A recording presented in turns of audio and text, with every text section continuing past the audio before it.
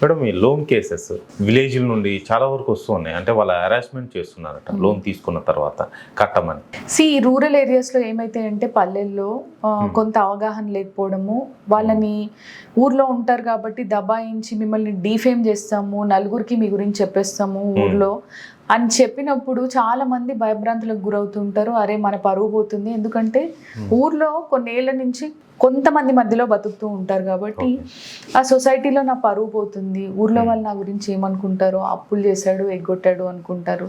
ఇలా ఎన్నో రీజన్స్ ఉండొచ్చు. దీన్ని ఈ రికవరీ ఏజెంట్స్ ఎవరైతే ఉంటారో బ్యాంక్ రికవరీ ఏజెంట్స్ వాళ్ళు అదనుగా చూసుకొని పక్కింటోళ్ళకి ఫోన్ చేయడము, వాళ్ళకి వాట్సాప్ మెసేజ్లు పెట్టడము. ఎందుకంటే వీళ్ళ కాంటాక్ట్స్ అన్ని వీళ్ళకి తెలియకుండా వాళ్ళ దగ్గరికి ఎప్పుడో యాక్సెస్ అయిపోయి ఉంటాయి. ఎందుకంటే లోన్ తీసుకునే క్రమంలో వీళ్ళు హడావిడిలో అన్నిటికీ యాక్సెస్ ఇచ్చేస్తూ ఉంటారు.